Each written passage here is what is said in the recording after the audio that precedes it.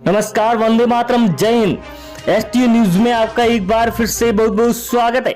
राजस्थान विधानसभा चुनाव की बात करें तो कुछ ही दिन बचे हैं राजस्थान विधानसभा चुनाव में। वहीं राजस्थान में इस बार कौन जीत रहा है? राजस्थान में कांग्रेस और भारतीय जनता पार्टी सत्ता में वापसी को लेकर बहुत ही बड़ी कोशिशें करती हुई नजर आ रही। एक तरफ कांग्रेस सत्ता में दोबारा आने को लेकर जंग लड़ रही है, तो दूसरी ओर सत्ता में 5 साल वापसी के लिए बीजेपी अपनी पूरी ताकत लगाती हुई नजर आ रही। सवाल यह है कि सत्ता में इस बार किसकी वापसी होगी, बीजेपी या फिर कांग्रेस? तो इस बार बहुत बड़ा उलटफेर होता नजर आ रहा है राजस्थान विधानसभा चुनाव में। राजस्थान की अगर 200 विधानसभा सीटों की बात करें तो एबीपी न्यूज, टाइम्स न्यूज और फलोदी सट्टा बाजार ने जो सर्वे निकाला है उसको देखते हुए नेताओं के चेहरे के रंग फीके हो गए। क्या यहाँ पर राजस्थान में बीजेपी की सरकार फिर से आ रही है? क्योंकि देखा जाए तो इस बार लगता है कि बीजेपी बहुत आगे दिखाई दे रही है। दोस्तों, अगर बात करें तो इस बार हनुमान बेनीवाल भी अपनी पूरी ताकत झोंकते हुए नजर आ रहे। जिस तरह से आम आदमी पार्टी की एंट्री से किसको कितना नुकसान होता हुआ नजर आ रहा है, तो ये भी हम आपको दिखाने वाले। तो दोस्तों, हम आपको राजस्थान की 200 विधानसभा सीटों का सबसे बड़ा और सटीक सर्वे लेकर आ रहे हैं। तो आप वीडियो के लास्ट तक जरूर बने रहिए, और वीडियो पर नए हैं तो हमारे चैनल को सब्सक्राइब जरूर करें। क्यों राजस्थान में इस बार बीजेपी की सरकार बनेगी या फिर कांग्रेस कर सकती है सत्ता में फिर से वापसी? तो इसको लेकर हम आपके बीच में राजस्थान की हर एक सीट के बारे में दिखाने वाले। राजस्थान में बड़े बड़े दिग्गज इस बार मैदान में उतरते हुए नजर आ रहे। क्या राजस्थान में बहुत बड़ा उलटफेर होता नजर आएगा, या फिर राजस्थान में या फिर कांग्रेस अपनी सत्ता में वापसी कर सकती है?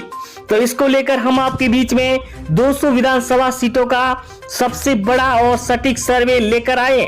तो दोस्तों, आपको ले चलते हैं उस सीटों पर। हमारे बीच में शुरू जहां पर 6 सीटें हैं, तो यहाँ पर बीजेपी को 4 सीटें मिल रही है, तो कांग्रेस के खाते में 2 सीटें हैं। वहीं आम आदमी पार्टी और आरएलपी और अन्य को यहाँ से 0-0 सीट मिलती हुई नजर आ रही है शुरू से। वहीं अगला जिला हम आपको बीच में लेकर आ रहे हैं भीलवाड़ा, जहां पर 7 विधानसभा सीटें हैं, तो यहाँ पर 6 यहाँ पर बीजेपी को मिल रही है, तो कांग्रेस के खाते में 1 सीट जा रही है। तो आरएलपी और आम आदमी पार्टी और अन्य के खाते में यहाँ से 0-0 सीट जाने का अनुमान भी दिखाया जा रहा है। वहीं अगला जिला अलवर, जहां पर 11 विधानसभा सीटें हैं, तो यहाँ पर बीजेपी के खाते में 6 सीटें हैं, तो कांग्रेस को 4 सीटें मिल रही है। वहीं आम आदमी पार्टी और अन्य को यहाँ से 0-0 सीट मिलती हुई नजर आती दिखाई दे रही है दोस्तों। वहीं अगला जिला हम आपके बीच में लेकर आए हैं जैसलमेर, जहां पर 2 विधानसभा सीटें हैं, तो यहाँ पर एक बीजेपी और एक कांग्रेस के खाते में जाती हुई नजर आ रही है। तो दोस्तों, यहाँ पर भी आम आदमी पार्टी को कड़ा नुकसान होता नजर आ रहा है, तो आरएलपी को भी 0 सीटें मिलती हुई नजर आ रही। वहीं अगला जिला हमारे बीच में आ गया झुंझुनू, जहां पर 8 विधानसभा सीटें हैं, तो 4 बीजेपी के खाते में है, तो 3 कांग्रेस को मिल रही है, और आरएलपी के खाते में यहाँ से 1 सीट जाती हुई नजर आती दिखा दे रही है दोस्तों। वहीं अगला जिला हम आपके बीच में लेकर आ रहे हैं अलवर, जहां पर 11 विधानसभा सीटें, बीजेपी को यहाँ से 4 सीटें मिल रही है, वहीं कांग्रेस के खाते में 3 सीटें, और आरएलपी को यहाँ से 3 सीटें मिलती हुई नजर आ रही है। वहीं अन्य को 1 सीट मिलती हुई नजर आ रही है। वहीं भीलवाड़ा की 7 विधानसभा सीटों की बात करें तो यहाँ पर 4 बीजेपी को मिल रही है, तो 2 कांग्रेस को। वहीं आम आदमी पार्टी के खाते में यहाँ से 1 सीट जाती हुई नजर आती दिखाई दे रही है। वहीं आरएलपी और अन्य को यहाँ से सुबड़ा साफ होता नजर आ रहा है। वहीं अगला जिला गंगानगर, जहां पर 6 विधानसभा सीटें हैं, तो 3 बीजेपी के खाते में जा रही है, 2 यहाँ पर कांग्रेस को मिल रही है, तो आरएलपी के खाते में यहाँ से 1 सीट जा रही है। हनुमान बेनीवाल किसान नेता इस बार भी यहाँ पर टक्कर देते हुए नजर आ रहे। वहीं कोटा की 6 विधानसभा सीटों की बात करें तो यहाँ पर बीजेपी को 4 सीटें, तो यहाँ पर कांग्रेस को 2 सीटें मिल रही है। आम आदमी पार्टी और अन्य के खाते में यहाँ से 0-0 सीट मिलती हुई नजर आ रही। यहाँ से बीजेपी को बहुत ही बड़ी लीड मिलती हुई नजर आ रही। वहीं अगला जिला हनुमानगढ़, जहां पर 5 विधानसभा सीटें हैं, तो यहाँ पर बीजेपी को 3 सीटें मिल रही है। वहीं कांग्रेस को यहाँ से 1 सीट, और आम आदमी पार्टी और आरएलपी को यहाँ पर 0 सीट मिल रही है, तो अन्य के खाते में 1 सीट जाती हुई नजर आ रही है। हनुमानगढ़ में भी बीजेपी का डंका इस बार सामने नजर आ रहा है। वहीं पाली की 6 विधानसभा सीटों की बात करें तो यहाँ पर कांग्रेस को 2 सीटें हैं, तो बीजेपी के खाते में 4 सीटें जा रही है। वहीं आरएलपी और आम आदमी पार्टी को यहाँ से 0-0 सीट मिलती हुई नजर आ रही है पाली से। पाली में यहाँ पर बीजेपी का गढ़ माना जाता है। वहीं अगला जिला जहां पर बूंदी 3 विधानसभा सीटें है, तो यहाँ पर 2 बीजेपी को मिल रही है, कांग्रेस के खाते में जा रही है, तो अन्य को यहाँ से 0-0 सीट मिल रही है। यहाँ पर बूंदी में बीजेपी को बहुत बड़ी यहाँ पर लीड मिलती हुई नजर आएगी, क्योंकि जिस तरह से देखा जाए तो यहाँ पर मोदी की लहर जरूर काम आ सकती है।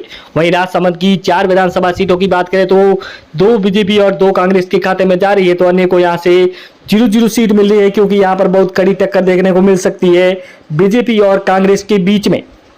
तो दोस्तों हम आपके बीच में अगला जिला लेकर आ रहे हैं टोंक, जहां पर 4 विधानसभा सीटें हैं, तो यहां पर 3 बीजेपी और 1 कांग्रेस को मिल रही है, तो अन्य के खाते में यहां से 0-0 सीट जाती हुई नजर आ रही है। टोंक में से यहां पर बीजेपी को बहुत बड़ी लीड मिलती हुई नजर आ रही है। दोस्तों बीजेपी की सरकार इस बार बनना तय हो सकती है। वहीं बीकानेर की 7 विधानसभा सीटों की बात करें तो यहाँ पर बीजेपी को 5 सीटें हैं, तो कांग्रेस को 2 सीटें मिल रही है। वहीं आम आदमी पार्टी और आरएलपी के खाते में 0-0 सीट जाती हुई नजर आ रही है बीकानेर से। वहीं अगला जिला हम आपके बीच में लेकर आ रहे हैं धौलपुर, जहां पर 4 विधानसभा सीटें हैं, तो यहाँ पर 1 बीजेपी को मिल रही है, वहीं 3 कांग्रेस को सीटें मिलती हुई नजर आ रही है। तो यहाँ पर आम आदमी पार्टी और आरएलपी का खाता भी नहीं खुलता हुआ नजर आ रहा है। यहाँ पर कांग्रेस को बड़ी लीड मिलती नजर आ सकती है। वहीं भरतपुर की 7 विधानसभा सीटों की बात करें तो 4 बीजेपी के खाते में जा रही है, तो 3 यहाँ पर कांग्रेस को मिल रही है। वहीं अन्य के यहाँ पर 0-0 सीट मिलती हुई नजर आ रही है। भरतपुर में बहुत कड़ी टक्कर देखने को मिल सकती है, आम आदमी पार्टी यहाँ पर 0 सीट लाती हुई नजर आ रही।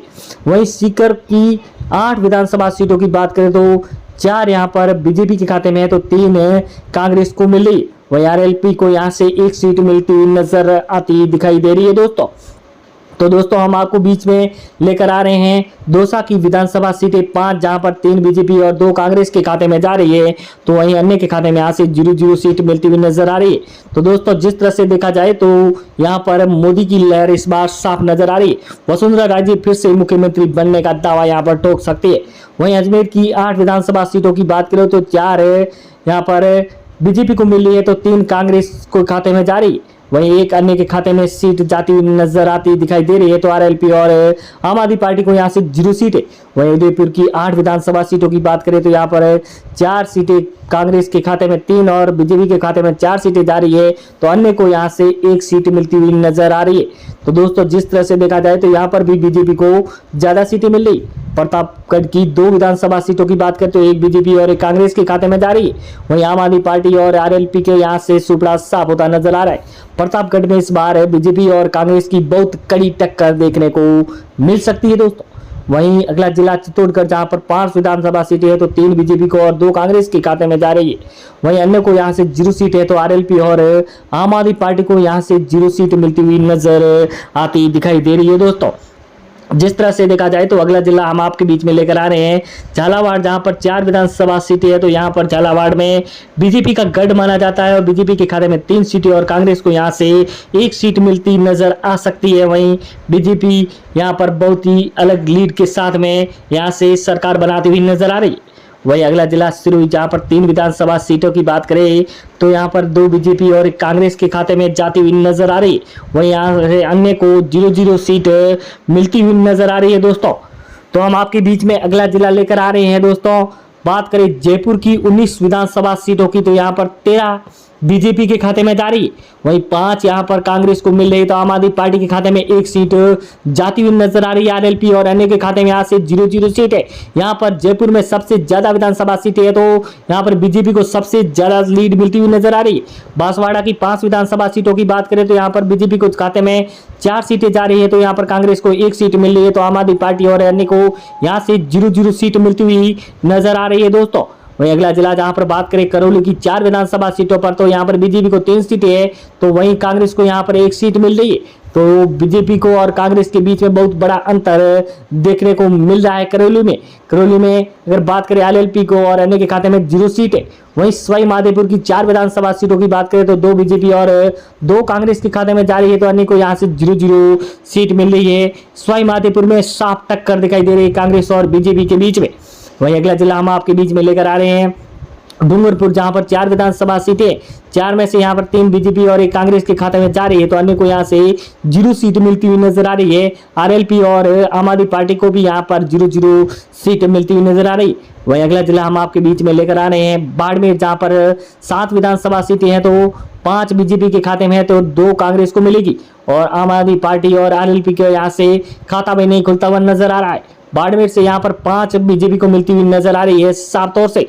वहीं अगला जिला जहां पर बात करें 12, जहां पर 4 विधानसभा सीटें हैं, तो 4 में से 3 बीजेपी और 1 कांग्रेस को मिल रही है, तो अन्य के खाते में यहाँ से 0 सीटें जाती हुई नजर आ रही है। यहाँ पर वसुंधरा राजे की यहाँ पर जिस तरह से यहाँ पर लहर जरूर सामने दिखाई दे रही है। वहीं अगला जिला जोधपुर, जहां पर 8 विधानसभा सीटें है, तो 2 यहाँ पर आम आदमी पार्टी के खाते में जा रही है। वहीं अगर बीजेपी की बात करें तो यहाँ पर 4 सीटें और कांग्रेस को 2 सीटें मिल रही है, तो आम आदमी पार्टी को 2 सीटें मिल रही है। तो